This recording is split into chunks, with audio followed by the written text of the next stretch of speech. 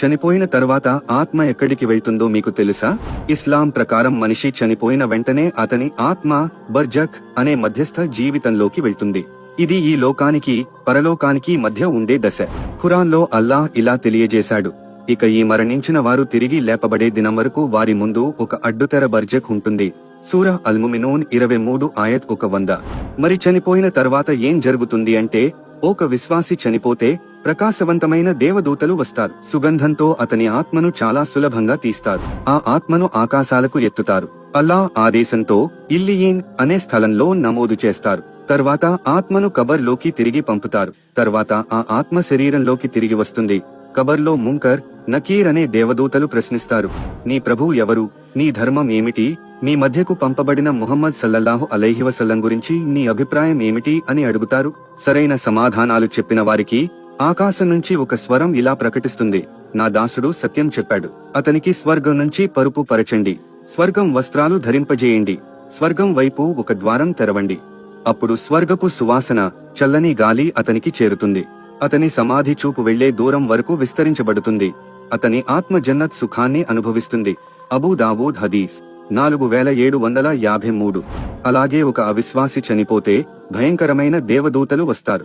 అతని ఆత్మను ఇనుప ముళ్లతో లాగినట్టుగా కఠినంగా తీస్తారు.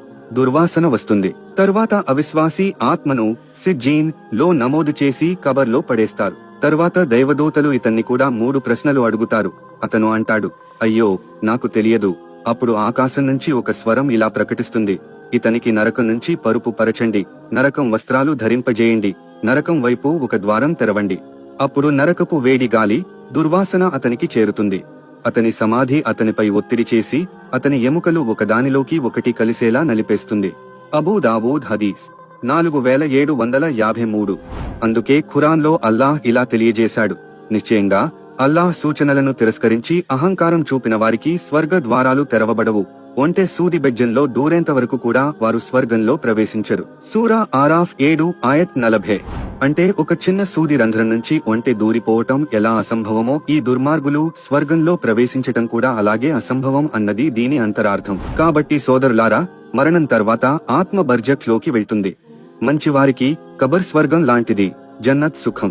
చెడువారికి కబర్ నరకం లాంటిది. ఈ స్థితి కియామత్ వరకు కొనసాగుతుంది.